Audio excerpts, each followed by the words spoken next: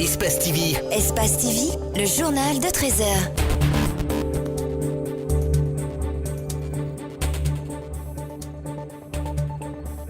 Vous êtes sur Espace TV, voici le sommaire de l'actualité de ce samedi.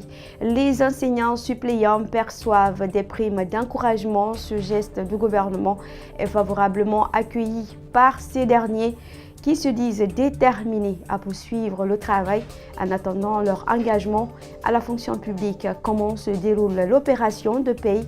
Quelle atmosphère sur place? Reportage à suivre avec Mohamed Valek-Touré.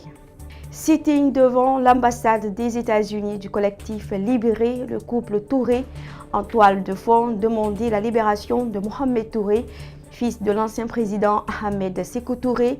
Ce dernier et son épouse sont devant la justice américaine pour fin d'exploitation d'une jeune fille sous leur toit. Au Sénégal, des partisans de Khalifa Sall manifestent devant la Cour suprême qui vient de rejeter le recours de l'ancien maire de Dakar. Celui-ci contestait sa condamnation à 5 ans de prison pour escroquerie à 2 mois de l'élection présidentielle pour laquelle il est candidat.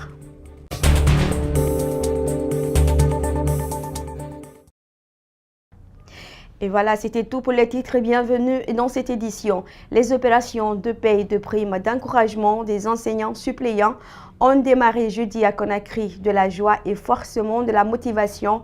Voilà ce que ressentent ces enseignants en recevant leurs primes. Par ailleurs, ils se disent déterminés à poursuivre le reste du travail avant leur engagement à la fonction publique.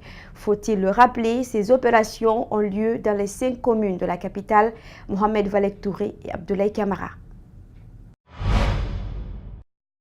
C'est à l'école primaire, le centre de Kaloum, que les opérations de paiement de primes d'encouragement des enseignants suppléants ont démarré.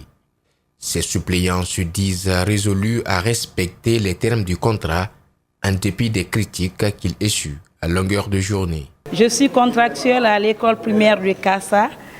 J'ai reçu ma prime, je suis contente. Je remercie le ministre de l'Enseignement. Et j'encourage mes collègues qui sont à la maison ou qui sont à l'école, toujours fournir d'efforts pour que les enfants guinéens puissent avoir de l'éducation. Pour les 3 mois de cours, ces suppléants ont chacun perçu une somme d'1,2 million francs guinéens comme prime d'encouragement. Les critères pour être en possession de cette enveloppe sont entre autres. Il y a d'abord le cahier des textes de l'établissement, cahier de préparation visé par le chef d'établissement. Il y a encore le contrôle de la note de service. Ceux qui sont du budget s'assurent du service fait, c'est-à-dire que l'acte de prise de service, c'est ce qui engage l'État. Alors si l'acte-là est fait, à partir du mois d'octobre, novembre, décembre, donc en fonction de ces actes, on paye les gens. Pour la commune de Kaloum, ils sont environ 133 enseignants suppléants et une vingtaine des îles. À Matam, les mêmes opérations se poursuivent. De la joie sur les visages, ils ont passé 3 mois sans aucun accompagnement. Dans un communiqué rendu public ce week-end, le gouvernement a précisé que ces primes d'encouragement ne concernent que les enseignants suppléants en attendant leur engagement comme contractuels d'État. Parce qu'on a vu que c'est nos enfants qui sont en classe, c'est nos petits frères, nos sœurs qui sont en classe. Donc la première mission, d'abord, c'était de soulager ces élèves. Deuxièmement, c'est de répondre à l'exigence que l'État va pas nous imposer, mais va nous demander. Les mêmes opérations de paiement de primes d'encouragement vont bon train dans les autres communes de la capitale. Dans le même sillage, pendant que ces enseignants suppléants perçoivent leurs primes, plusieurs centaines d'élèves de la commune de Ratoma sont privés de cours depuis jeudi pour cause d'un différend domanial qui oppose le couple Keita. Des dizaines d'encadreurs de l'établissement pourraient être au chômage si rien n'est fait.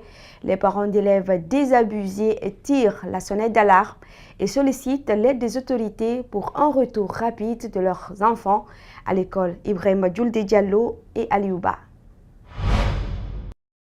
Tout est parti d'une dispute autour de l'école Hadja Odia. Le mari, qui ne bénéficie pas de recettes que génère l'établissement, a décidé de le démolir. Ce, après avoir traduit son épouse à la justice. L'huissier qui a piloté l'opération de démolition dit agir sous ordre du procureur général de la cour d'appel. La fondatrice de l'école déplore l'attitude des agents de police venus du commissariat de Sonfonia et des l'huissier.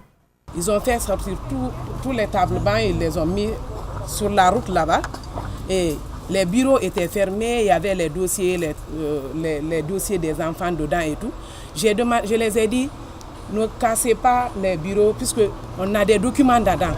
Les enfants, on a les documents de l'école, les documents des enfants dedans. L'huissier dit qu'ils vont casser. De suite, d'abord, quand ils sont rentrés, j'ai appelé ma voisine, je lui ai dit d'aller appeler le chef du quartier pour moi. Plus de 400 élèves sont privés de cours. Parmi eux, des candidats au BEPC. Et leurs dossiers sont ensevelis dans les décombres. La situation inquiète les parents d'élèves. Même s'il y avait des problèmes entre les membres de cette famille, pour au moins le sort des enfants, des parents d'élèves, des enseignants qui sont employés. 23 encadreurs de l'établissement sont contraints de rester à la maison. Ils vont ainsi grossir les rangs des chômeurs. Le directeur de l'école regrette cette situation qui, selon lui, sape l'élan des autorités dans le bras de fer qui les oppose au SLEG. Ces élèves-là, jusqu'à aujourd'hui, n'ont pas repris le cours et ces enseignants aussi sont en chômage présentement. Malgré tous les efforts que le gouvernement est en train de faire, notamment le Premier ministre avec tous les tiraillements avec le SLEG pour que les cours reprennent normalement, les peu d'écoles qui donnent le cours, vous voyez l'État. Le dossier est toujours pendant devant la justice et aucun jugement n'a été encore rendu, précise Madame Keita Catherine Camara, fondatrice de l'école. Faisons un arrêt sur cette affaire du couple Touré qui alimente les débats. Le couple risque 20 ans de prison s'il est reconnu coupable par la justice américaine. Cette histoire qui a éclaté au mois d'avril 2018 a occasionné l'effacement du secrétaire général du PDG RDA de la scène politique nationale.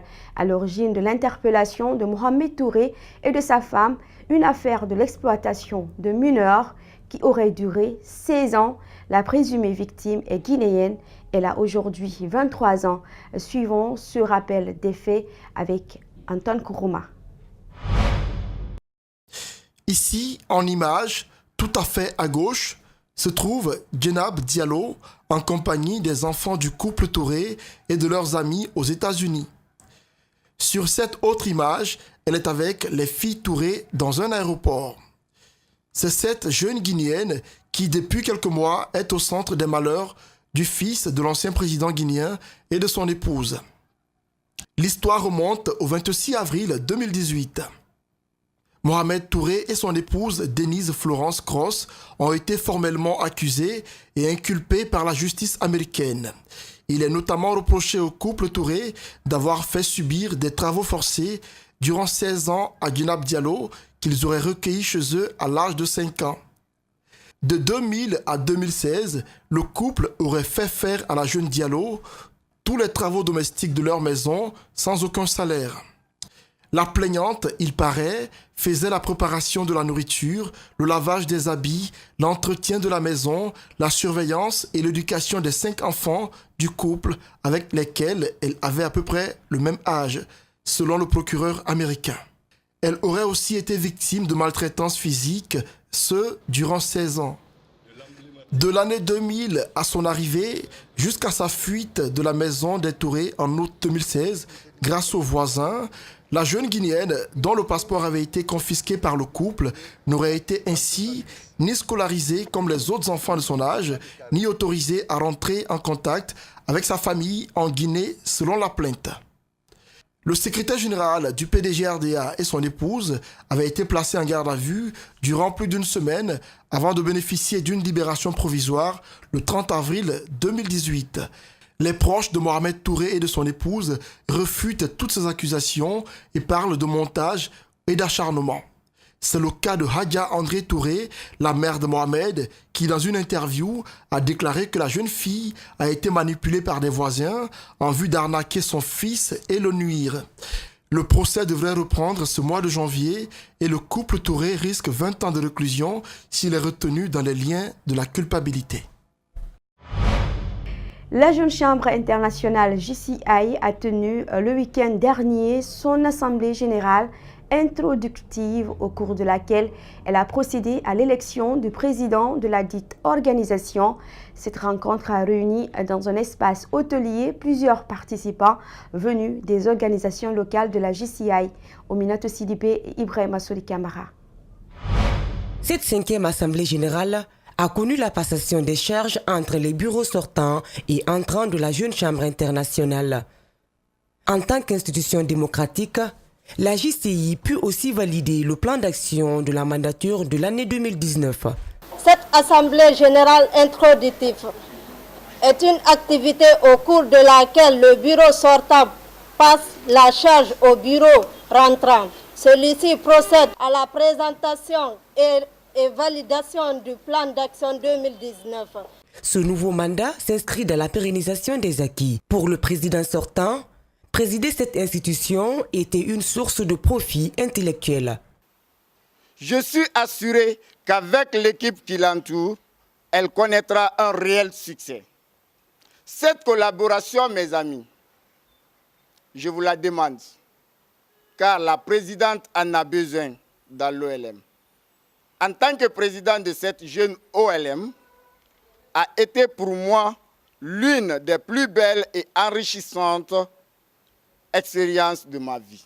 Avec un slogan « Soyons moteurs de la transformation », la nouvelle présidente a quant à elle invité les membres de la JCI de s'approprier des valeurs du slogan et de faire la transformation une action. Je reste très optimiste qu'ensemble, main dans la main, nous pourrons relever des défis.